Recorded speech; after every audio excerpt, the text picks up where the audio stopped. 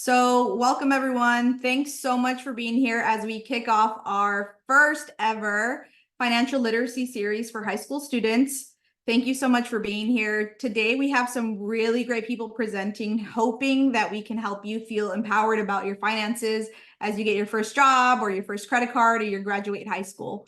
Okay, so we are here with LARC, which is a Los Angeles Regional Consortium, which just really works with all the community colleges in Los Angeles to try to get services for you guys through dual enrollment and articulation and getting you guys into college classes and knowing what's out there and what's offered. We also want to do a big thanks to the Small Business Development Center at PCC, who is helping us with this event. And so we have people from PCC, from the SBDC, from LARC, and then we have Cynthia Diaz, who you are going to love, and she's going to kick us off. All right, everyone. Hi, and welcome. We're so excited to be here. And so let me do a screen share here so that we can kick things off and get started. All right. Perfect. So welcome everyone to Money Talks. And today we're going to be talking about how it's never too early to get your money right. And so with that, let's go ahead and dive in. Well, for starters, I want to introduce myself and tell you a little bit about me. My name is Cynthia Diaz. I am actually the founder and I'm the CEO of this company. And I worked in education my whole life. I'm born and raised in LA. I don't know if you're any of y'all born and raised in LA. I'm from specifically the neighborhood I grew up in was Echo Park. So I've been in this area forever, have LA in my heart. And I was the first in my family to go off to college, first in my family to get a master's degree, just go off to grad school, and the first in my family to become an investor. So I love to tell students how my mom used to work multiple jobs, actually used to be a housekeeper. And so for me, going off to college was a big deal, but then learning about money was even a bigger deal. So I'm on track to become the first millionaire in my family, which is so cool because I don't know too many other female millionaires. And so, just excited to be here and to teach you everything that I know because y'all have a leg up. Y'all have time on your hands, and we're going to be talking about that today. So with that, I want to introduce to you my colleague and my sidekick for today, and she's going to be helping me out with the presentation today. So Siani, why don't you go ahead and introduce yourself? Hi, everyone. I'm so excited to be here today. Thank you, Cynthia, so much for having me here. Again, my name is Siani Moramak. I'm a first-generation Latina college graduate with a passion for venture capital. So my mission is to empower my community by helping individuals and startups by sharing financial tips, right? And strategies to help others manage and grow their wealth. So I'm really looking forward to this amazing session with everyone that we have planned out. So with that said, I'll hand it back to Cynthia. Awesome. And if you are a first generation, if you identify as a first generation student, drop a little emoji in the chat, drop a little, whatever, little heart, little happy face, something, and let us know. Because we all know that first gen journey, we're learning things, and we're being so impactful, right? Because we're also going to be able to help, the generations that come after us. So with that, let's get back to the presentation. So what are our goals for today? So this is what we're going to be talking about. We're going to be talking about what a budget is and how to use one. And mind you, today's going to be interactive.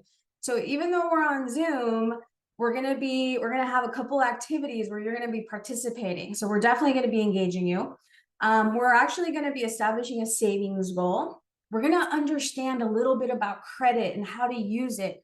And then we're going to just do a little bit of investing just to give you a little taste so that the following Wednesday, y'all are going to be amped and pumped to come back and learn how to put your money to work. So hopefully that sounds good.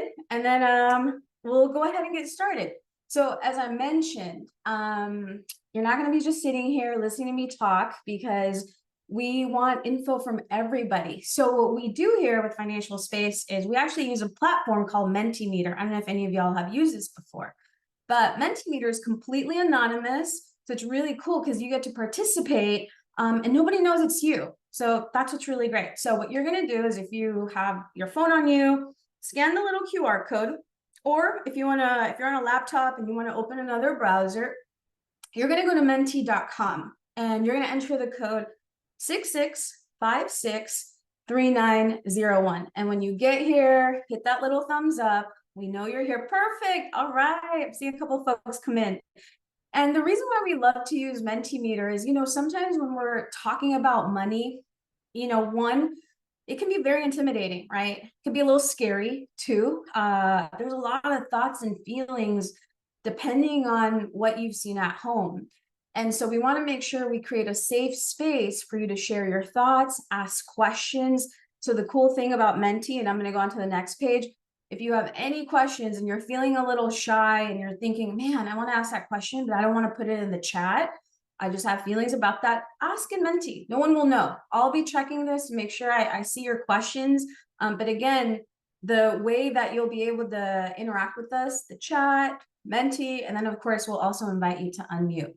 So with that, I see a handful of y'all in. So I'm going to go to the first question just to kick us off, but you can join at any point. So I want to know from you, because this is your presentation, your time. So we do want to answer your questions.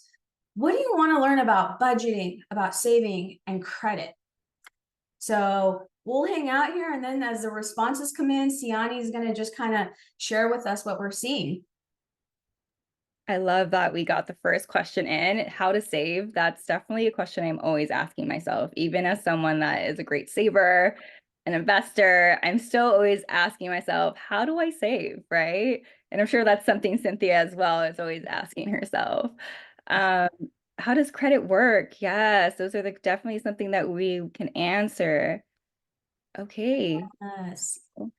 I want to learn how to save money better and invest it properly for college. Ooh, I love that. Thinking ahead already for college. How to budget right. Yes, those are the great questions. We are going to definitely go through that today. I love these answers. Save, how to save for big things.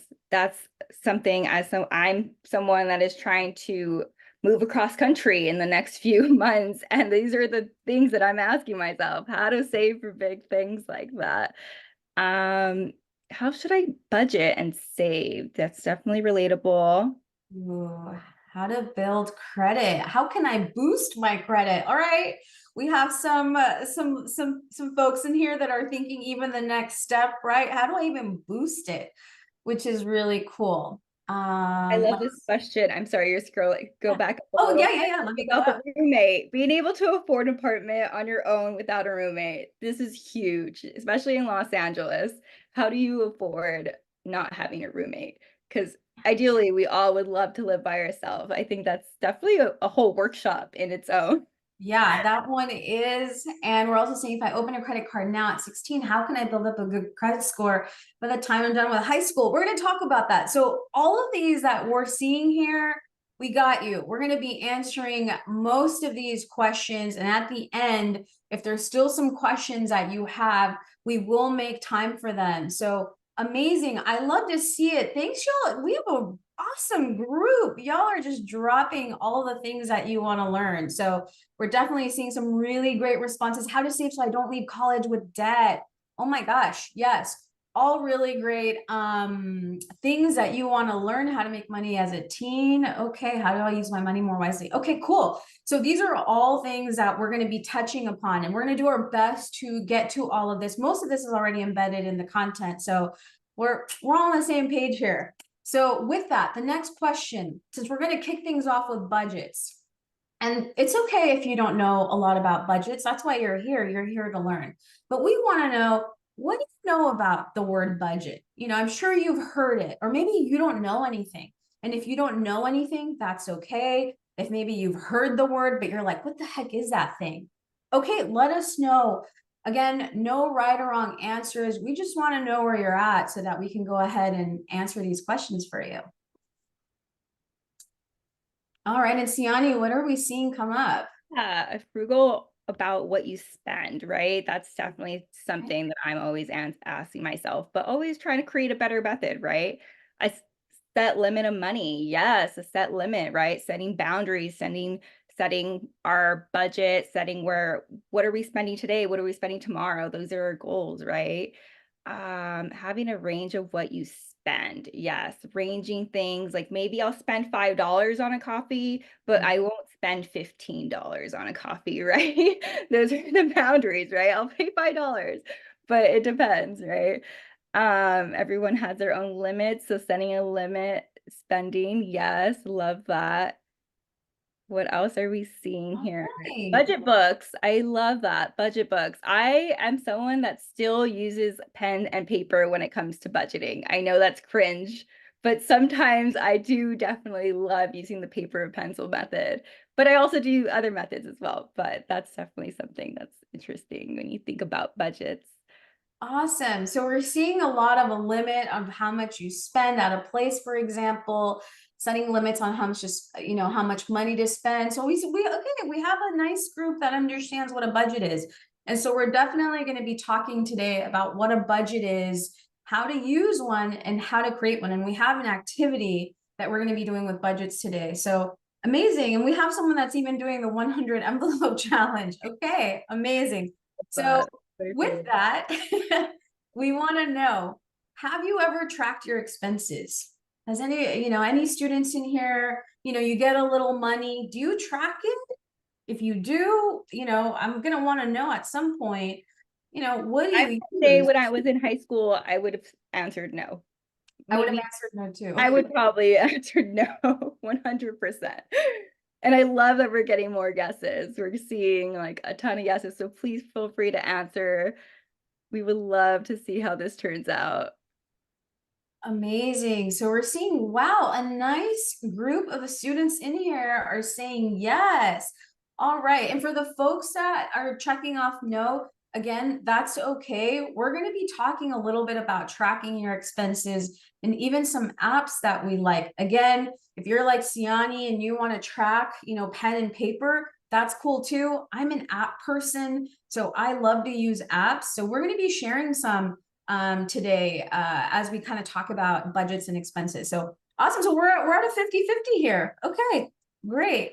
So let's dive in. Thanks, y'all, for hopping in. And as you can see, we have a really nice range of where folks are at. So let's kick things off by just creating a plan for your money, which is really important, right? You get that money, you want to make sure you have a plan for it. So what a budget is, for the folks that don't know, but a lot of y'all seem to know what it is.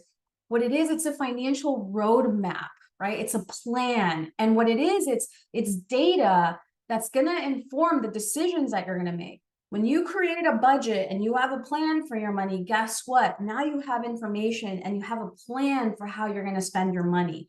And that's how we want to look at this. So what are some of the benefits of budgeting? Well, it's going to give you control over your money. You're going to feel good because you're going to feel like, yes, I know where my money is going and I feel good about it and I'm happy with where my money is going.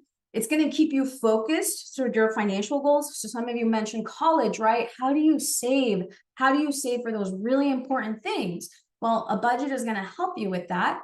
It helps you stay aware of where your money goes. And then guess what? In life, and I'm sure maybe you've experienced it right now, let's say your headphones have broken, you dropped your phone on the floor and it breaks. We're all going to have those unexpected things happen. And we want to make sure that we have a savings account for that and that we're prepared. So a budget, right, is a plan and for your money.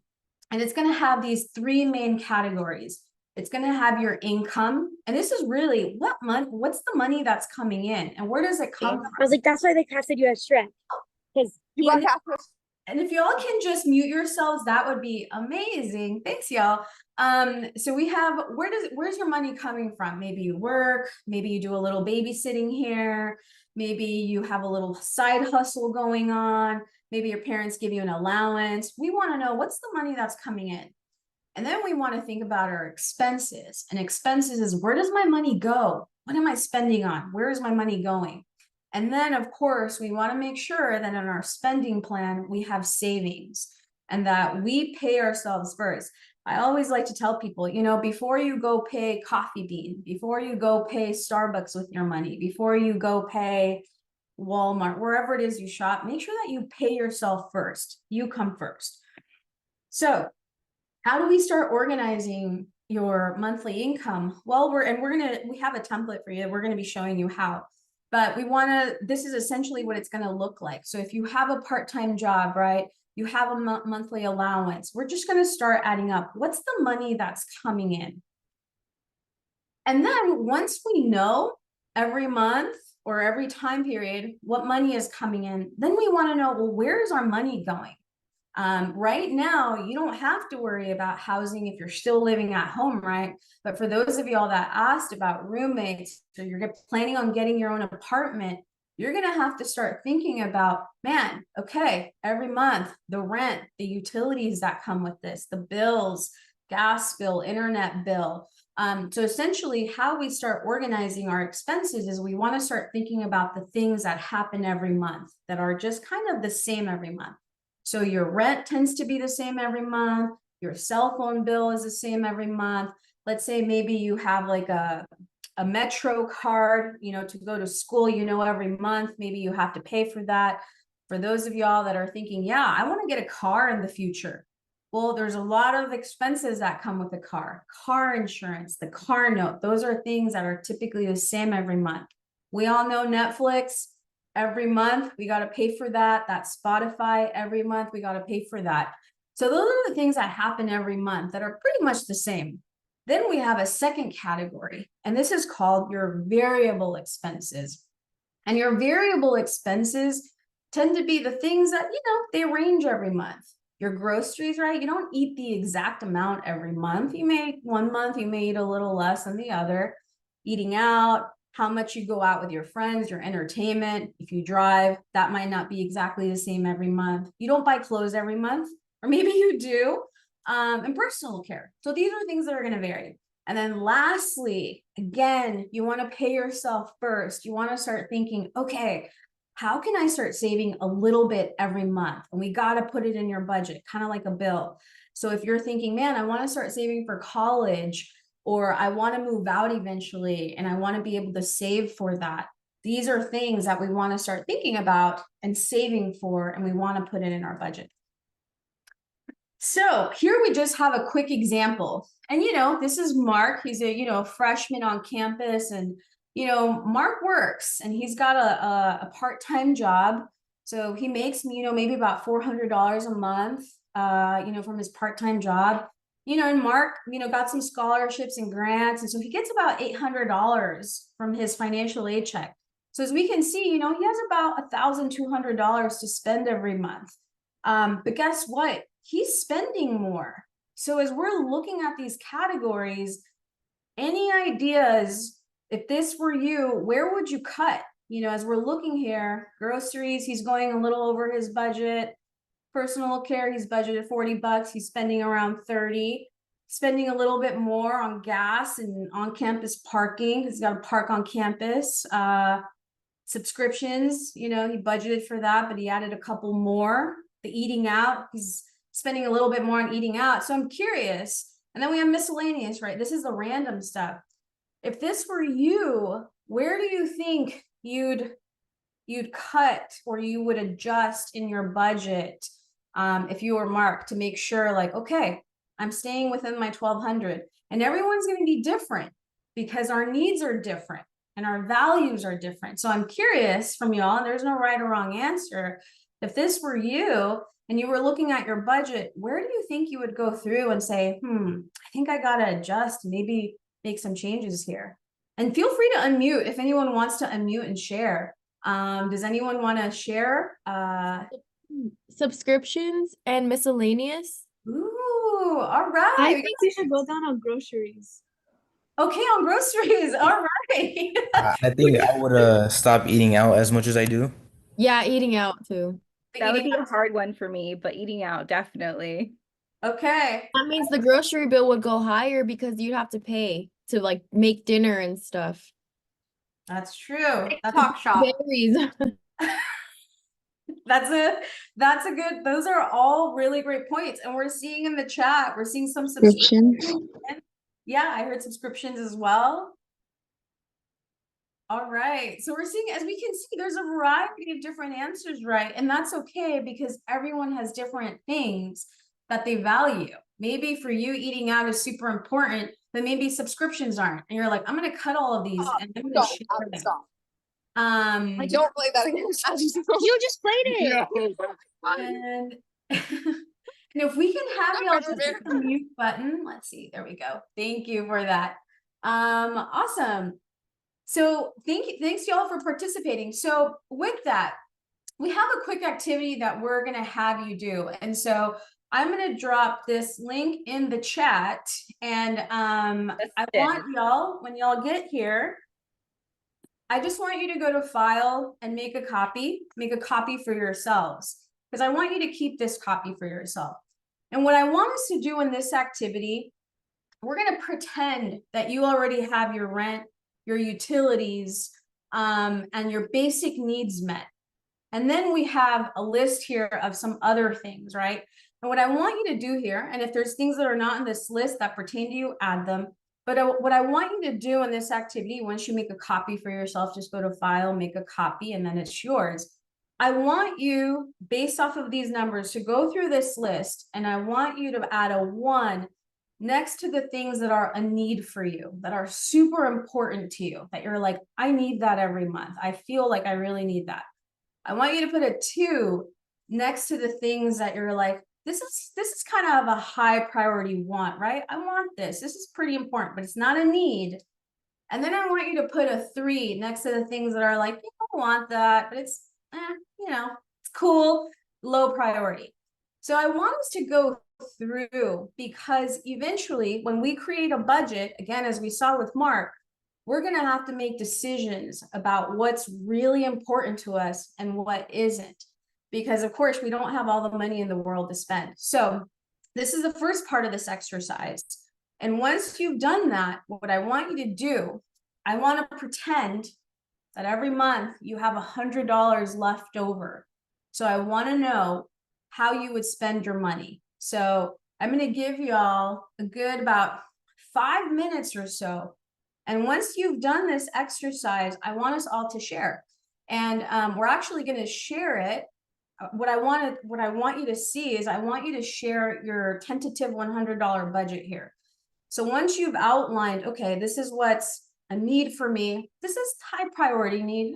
This is kind of like low priority. I'm sorry, low priority want, low priority, medium priority, and then low. Then I want y'all to come here to Jamboard, and I'm also going to share this link. Oh, it's already in there. Cool. And thanks, Yanni, for sharing that. And I want y'all to come here, and you can just hit the little, where's the little text button? We can do a sticky note, or if you want to do a little text box, and then you're just going to start typing away, and it needs to add up to $100. So for me, just to show you an example, I need for me, I need to give, I have a dog, I have a puppy, a very hyper one. So for me, buying treats for her, I got to do that every month. If not, she drives me crazy, and she would be in the Zoom call just going bonkers. So I got to do that. It's a very big, high need for me. Then, for me, high priority is just making sure I have gas to get around. I got to get around. And then, from after that, coffee with friends and some snacks are important to me. So I want to know what you would want to spend your $100 on. So I'm going to give you all a couple minutes based off of your need, your high priority. We'll leave this here, and then we can see where everyone's at, what you prioritize, what's a need, and what are some wants for you.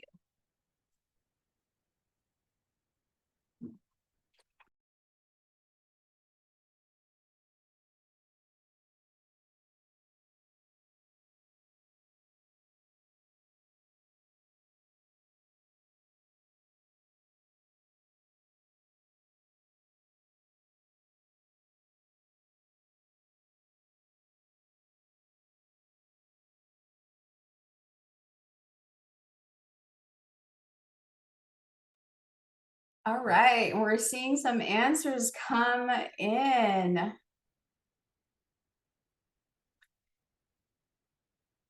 Siani, what are we seeing here? I love this. I'm assuming gym is gonna be like a full like $100 on gym because memberships are crazy. But I'm waiting on that one. So we got $10 on subscriptions, $10 on snacks, $20 on video games. Okay, $40 on shoppings. Okay, $20 on gas and transportation. That's fair. That's fair. I feel like I'm loving this right now. A ticket for a show, gas insurance, skincare that ran out. Okay, cool. I would love to see some numbers on there. Are we doing like $10 on gas, maybe $40 on skincare? Everyone's coming in. I love this. If my check, giving $80 to my mom, oh, and $20 for my haircut. That is the sweetest thing. Yes, yes. I love that. Okay, we're seeing $50 online shopping, $10 on snacks. Ooh, yummy snacks. $40 on makeup. Yes, makeup. We love makeup. So we're also seeing $50 on food, $30 on transportation, oh, and $20 on hygienic products. That's a smart move. $70 stuff for turtle. Oh, that got deleted real quick. $100. Is that did I see T Swift right there? Taylor Swift things. Yeah, you're gonna need $1,000 for that. I don't know about the $100. But hey, that if you can get something for $100, then please do. I definitely would love to see her live, by the way. So on that note as well.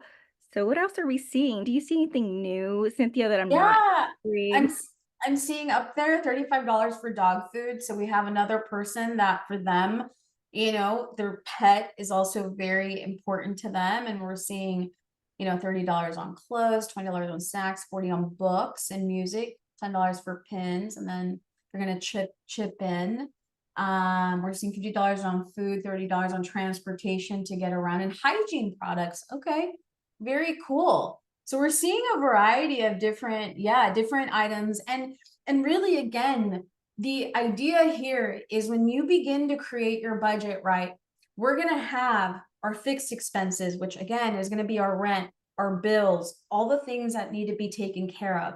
Then we're going to hopefully set a little money aside for savings, which I haven't seen much on savings here. So, we want to also think about savings.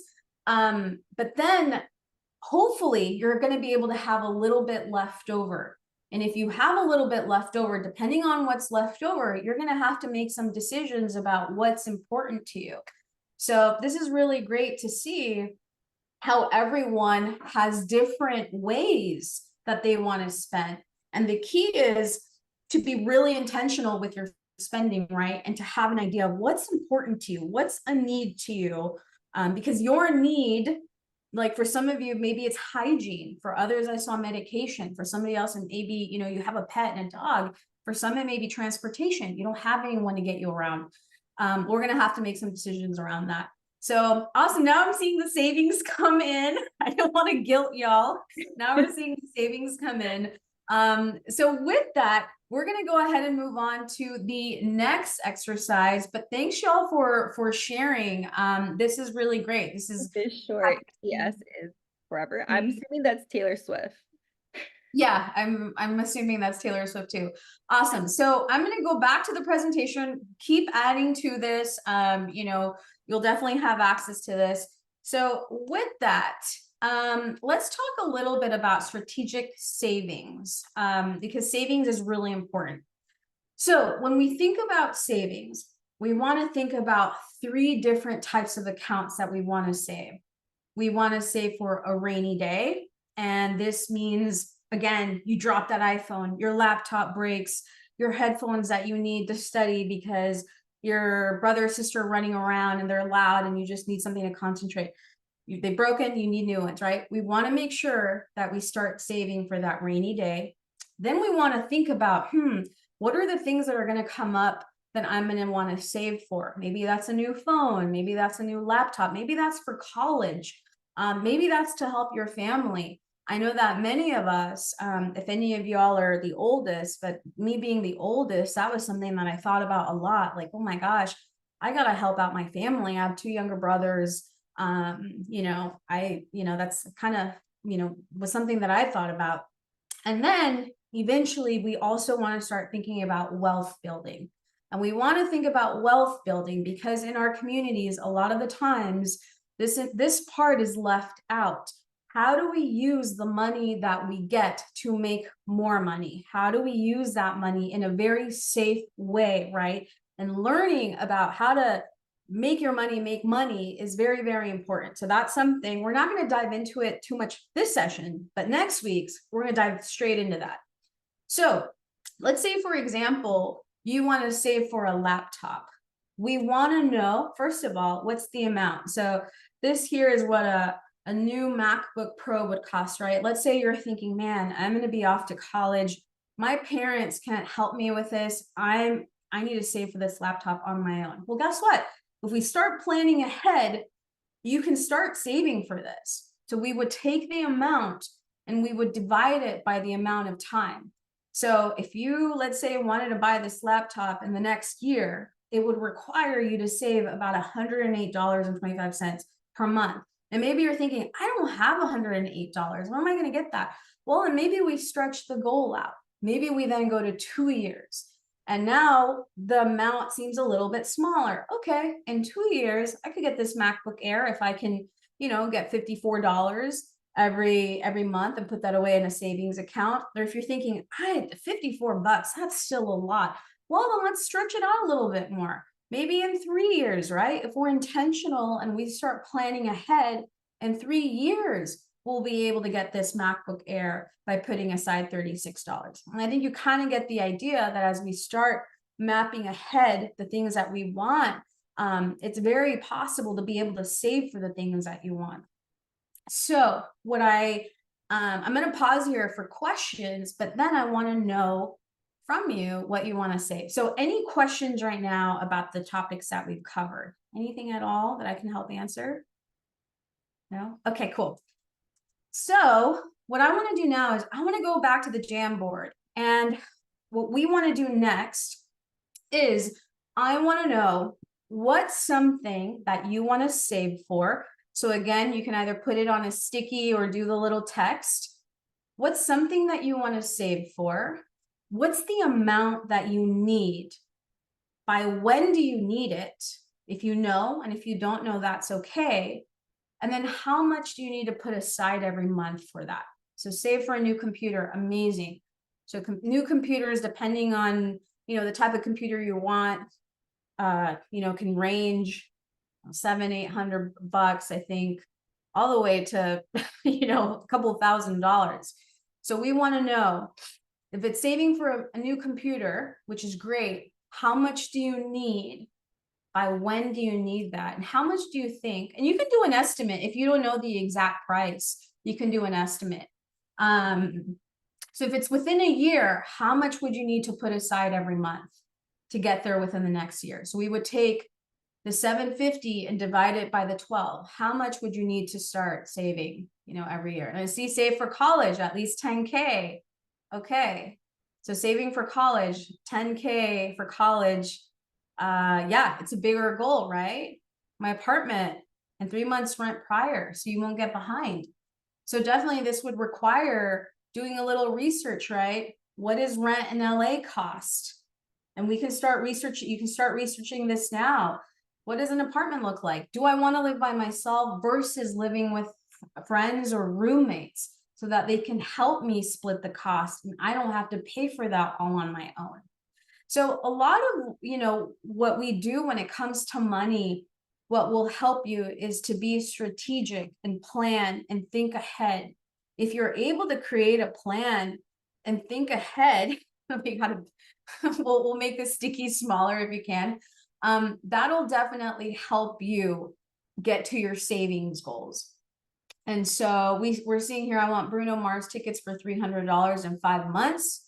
So we would divide that 300 by 5. How much would you need to put aside every month for the next 5 months to get to that $300? We're That we see that someone wants to start a business. That's huge. That's amazing. And you should do that. And it's smart to start thinking like, how much are you going to need for this business, right? I love how at least 750, hopefully within the year. So about 62.5, right? So that's kind of doing the math and just going into that. It's like, also like you're able to, gather your thoughts, right? Having like an actual like A to B, like I'm going to have this amount that I need, and I'm going to have X, Y, and Z in order to get there. So I love how everyone is putting those dots together. Yeah, absolutely. And yeah, I'm seeing in the chat, stuff shared. Yeah. When they say you need to have income 3 times your rent. Absolutely. And one of the things that I want to acknowledge, when we're thinking about money, the financial system isn't always designed to be on our side. Let's just be honest and they call it like it is, right? The wages that folks are paid is not comparable, right, to what it costs to live here. So there's a lot of things systemically that unfortunately are out of our control and are unfair. That's just, we have to acknowledge that. So what we have to really, think about is, well, what is within our control? What can we focus on? And that's something that we have to kind of be mindful of in order to survive in the system that we live in.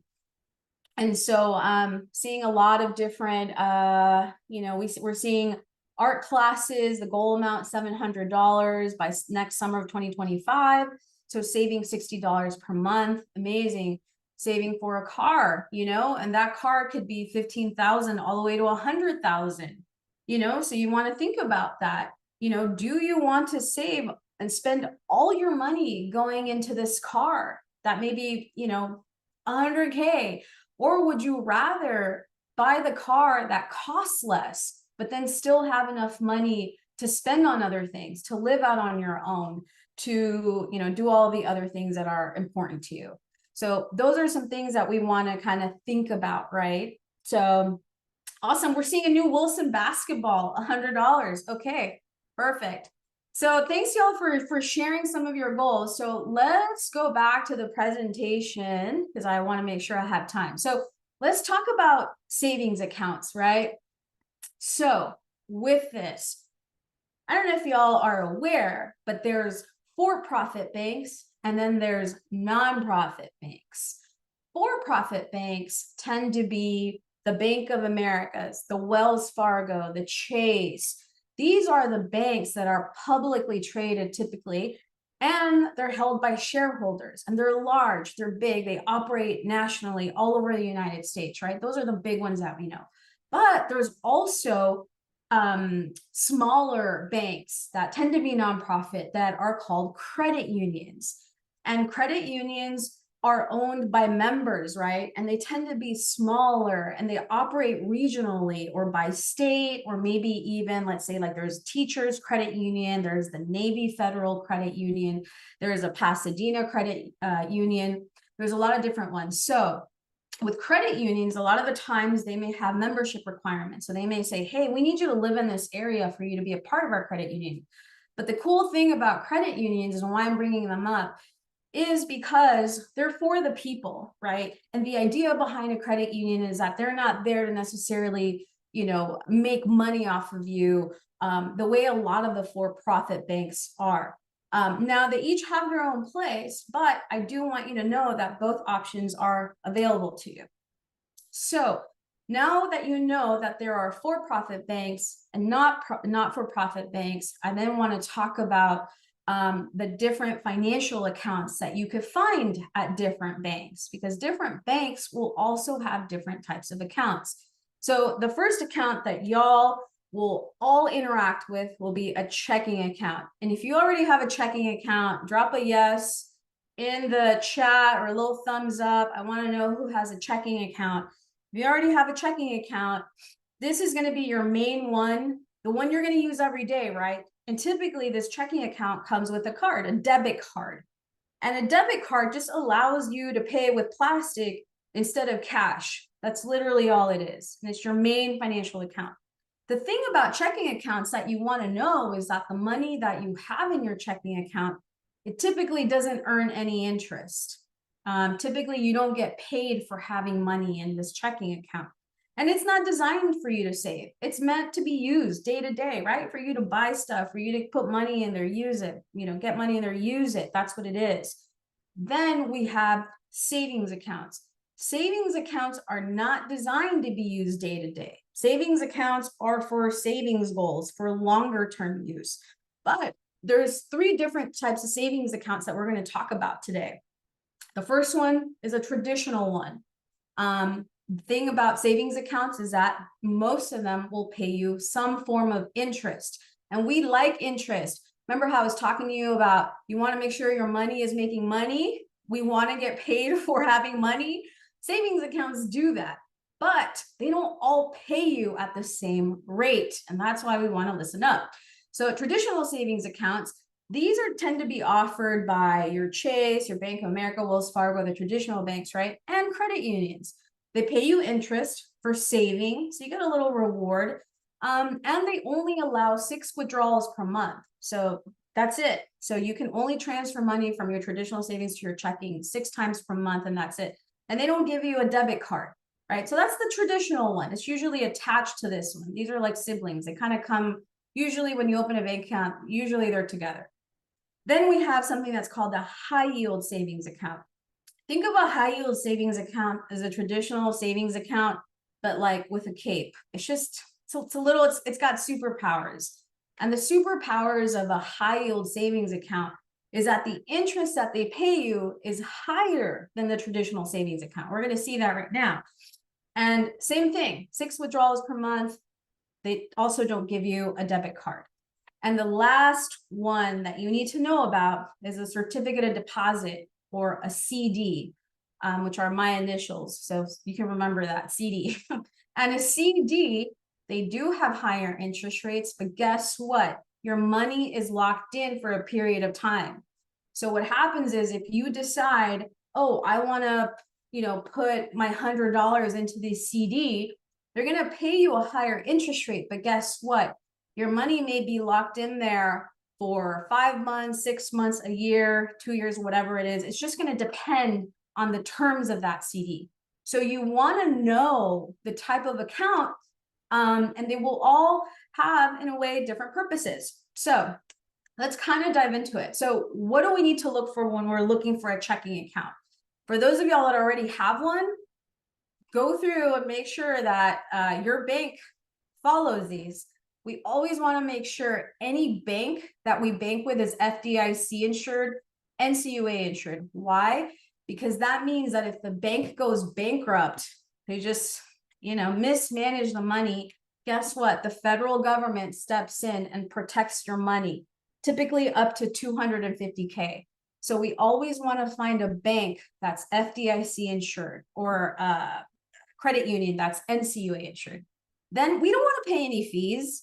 You already work so hard for your money. Why would you want to pay a bank fees? And there's way too many banks that don't charge fees. So we don't want a bank that charges us any fees. Typically, we want a bank that also has no minimum amount to open an account. The small minimum is fine, maybe $20, $25, but there's way too many great options, especially for students where, or children where you don't have to have a large minimum amount. In a checking account, you also want direct deposit so that if you work, your employer can just, drop the money in your account, access to ATMs, and you want, something with a nice app. Now, what do you look for in a traditional high yield savings account? Again, key term, FDIC, NCUA insured. Always want to find a bank that's FDIC, NCUA insured.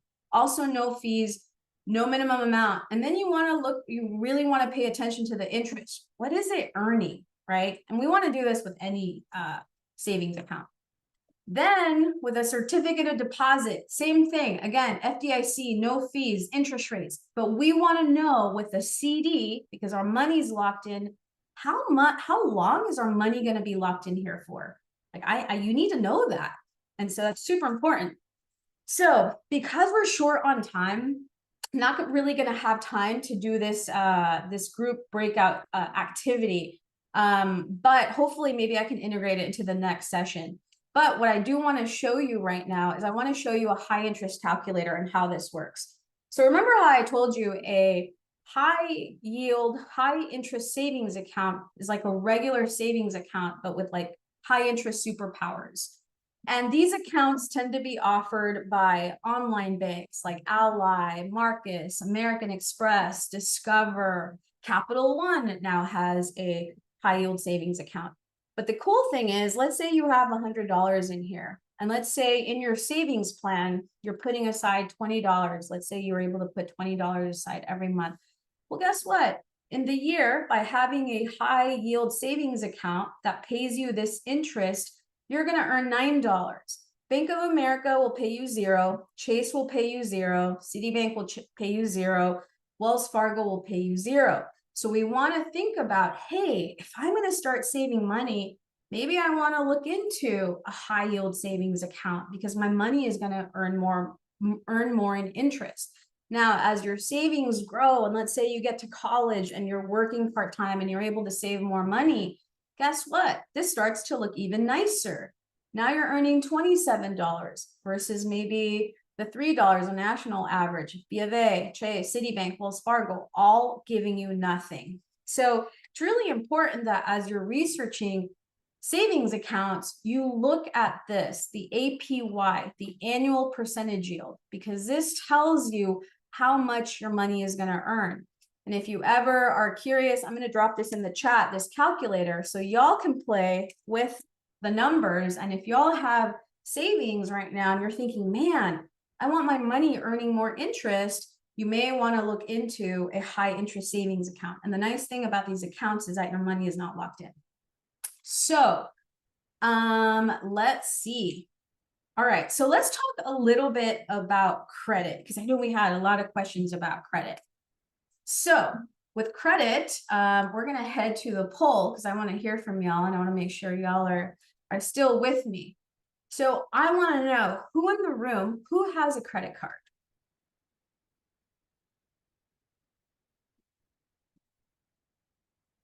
All right, and Siani, what are we seeing?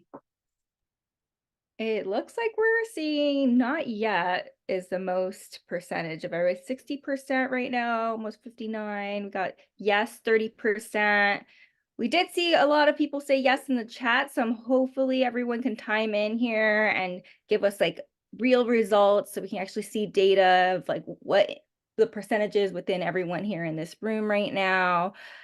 So 54, and maybe you don't have access to this, and don't be afraid to put it in the chat too. We can calculate somehow that percentage into no. Okay, Ben, you said no. All right, anyone else? Does seem like we're getting a few people in still. Not yet. Awesome. And that's okay. That's okay if you don't have one yet. We're going to be talking about that in a sec. Yeah, and I think it's really hard, right? Like it's hard to get your first credit card, and those are things that you should be looking into as well as a student. Like I put in the chat some information about student accounts should be free. So it might be a good time to do that research, right? Like which is what account will be your first account, right? Like this is where you start making those smart choices. Awesome. So we're going to move on because I know I want to make sure I get y'all out of here on time. So I want to know, getting a credit card is a big deal for most of us, especially, there's so much that we hear about credit cards. But I want to know from you, if you don't have a credit card yet, what fears do you have about credit or credit cards? Because, for me, I was the first one in my family to get a credit card. I didn't grow up in a home where my family was unbanked. They didn't use bank accounts. Some of that had to do with documentation. So, for the longest, I just didn't really see anyone use any institution. So I was the first one to research, and I got one very, very scared as a freshman and made a lot of mistakes. So let's see, we're seeing a lot of great stuff coming in here. Yeah, we're seeing, debt, fear of ending up in debt. Spend too much, right? Those are definitely serious questions you should think about. And sometimes we don't know how much we're spending. And it's good. It's good that you guys are asking these questions now. Debt and late fees. Yes, those are so scary to even be late on a payment, like a Target payment or anything. And it's, if you don't have a reminder, it's kind of like, oh no, the months just go by so fast. I fear that I get into debt and not realize that I'll get into debt and not realize those are for sure questions that I would be asking myself till now, right? I'm 23. Is it too late? No, I don't think it's ever too late. Right, Cynthia? It's never too late. No, absolutely not. You know, and I want to add really quickly that I like to ask these questions because a lot of the times, even when it comes to investing, a lot of the times we may feel scared because we don't have all the information, or we may not have a plan, or, you know, feel confident yet to use something. But I want to reassure everyone in here, and, you know, hopefully, you know, in the future, we'll do another one where we just talk about credit. But as long as you have a plan to pay the debt back, and you're thoughtful about how you're using it, and you establish a plan and you're strategic, there is no reason to get into debt.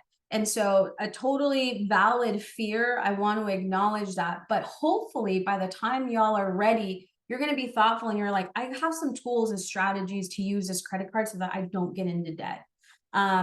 So with that, let's go back to the presentation. So really quickly, I just want to talk about the types of credit. So we have credit cards, student loans, if you ever take some out. If you ever buy a house, that's a type of credit. If you ever, you know, take out a car loan, that's it, or even a personal loan. So how is credit formed? Well, you, the consumer, you have to use credit. Then the lenders, right? They're going to collect all your activity and they're going to send it to the credit bureaus. And we have 3 credit bureaus here in the United States. They're called Equifax, Experian, and TransUnion. And what these credit bureaus do, they're just collecting all your credit activity, right? And what these credit bureaus do, they create a report card, a credit report card. They create a credit report that's just like a report card. It's going to have all your activity in there, when you've paid on time, when you've paid late, how much you owe, all this good stuff. And then what's going to happen is they're going to take this report and they're going to send it to typically FICO and VantageScore, their credit rating algorithms. And they're going to create a credit score. So essentially, they're translating that credit report into a credit score. So that's how it's formed. Now, why credit is so important is because it impacts your ability to rent an apartment. Those of y'all that were saying, yeah, man, I want to move out on my own, get my own place. Well, guess what? Those landlords, when you submit your application to get an apartment, they're going to want to run your credit to see if they will even want to rent you that apartment. They want to know if they rent you the apartment, yeah, you're reliable. Your credit score shows that you're going to pay your rent on time. It impacts the rates that you're going to get on a car loan or even a home. And then 2, access to credit cards. So how to establish credit when you don't have any? And this is for all of y'all, right? That the majority of y'all that said not yet. It's never too early to start. And there's a couple ways that y'all can establish credit. If you have a family member that has a good credit score, they can actually add you as an authorized user.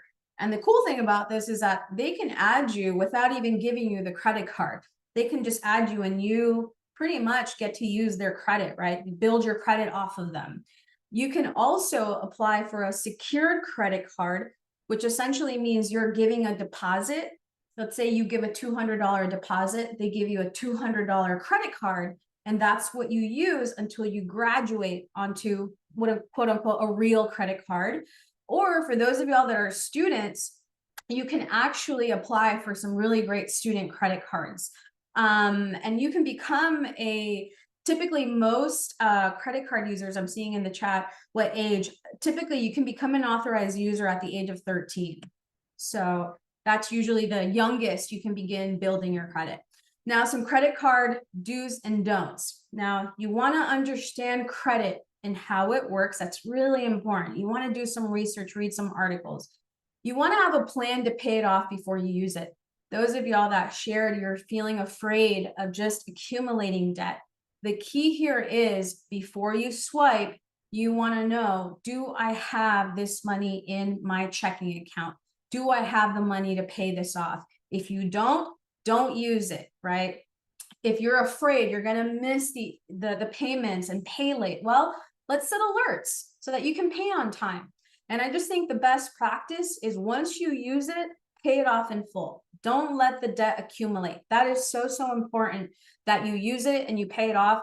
I personally like to pay my credit card off every Friday. Every Friday, I'm like, boom, get out of here, debt. I don't want you. Out you go. I don't have to pay any credit cards, any interest, and I'm earning points and I'm not paying anyone interest. So the key here is to borrow. Don't borrow unless you have the money to pay it back. So if the money is not in your checking account, don't use it.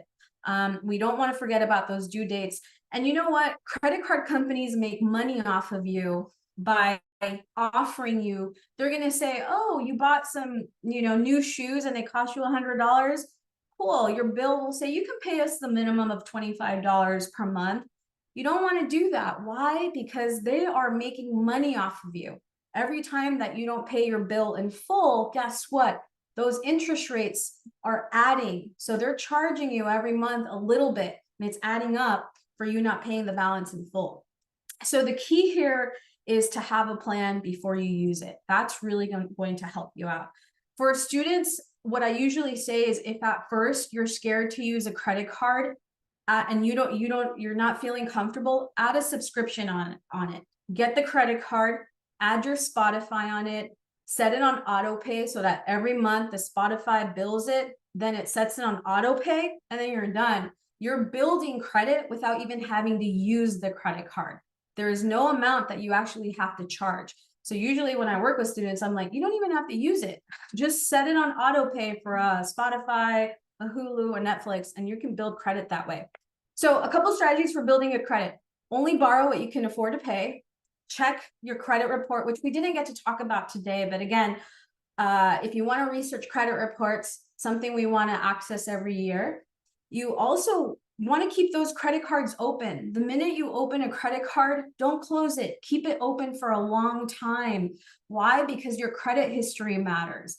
The longer you have these credit cards, the better. You want to make sure that you're making on-time payments, and we never want to use more than 30%. The worst thing that we could do is actually max a credit card out. The credit bureaus don't like to see that. It negatively impacts your credit score. So I think a good practice is just pay the card off each month. Awesome. So with that, do I have another minute or two just to talk about investing? I'm so sorry. I know I'm at time, but I would love to just share this, or do students have to go? Keep cooking. Okay, I'm gonna take another minute just to like prime you for investing, because we're gonna have to talk about investing next week. We're gonna talk about it. Hopefully you're excited about it. But investing is so important because time is on your hand. The earlier you start, the better, because you're giving your investments time to grow. And we're going to talk about those specific investments next week.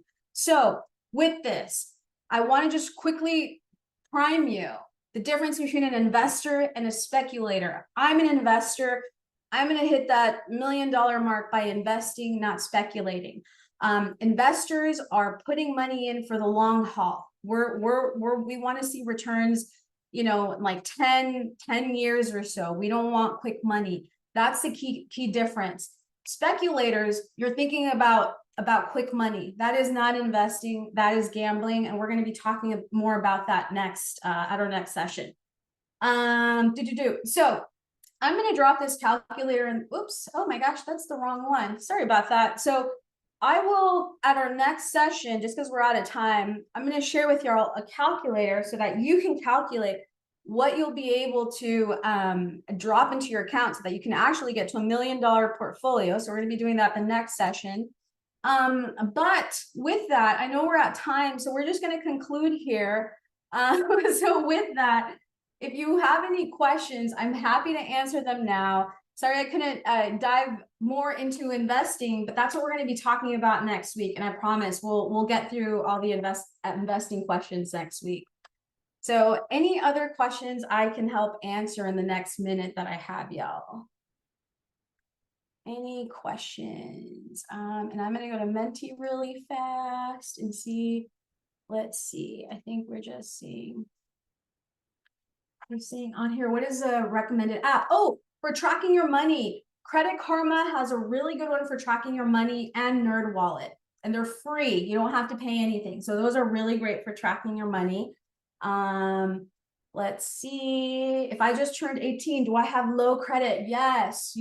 So when you're on the younger side, your credit is not going to be very high because you're building it. So that's just something to think about. Over time, you're going to be able to build credit. And I'll answer just one more question. So you want to learn how to fix and build credit. So this is more involved, but the strategies that I shared with you, you're going to be able to build your credit by paying on time, by staying under the 30% credit utilization, and keeping your credit cards open for a long time. Those are the 3 best ways to fix and build credit. And so I know due to time, I'll pause here. I know that there's other questions, so I'll turn it back over to the staff. Yeah, thank you, Cynthia. It was wonderful. And so in case anybody missed it in the chat, Dawn mentioned the link will be the same next week. So you don't have to go looking for it in your emails. Just copy paste that into a little post-it thing on your phone. And we look forward to seeing you next week. Have a good evening. Thanks, everyone.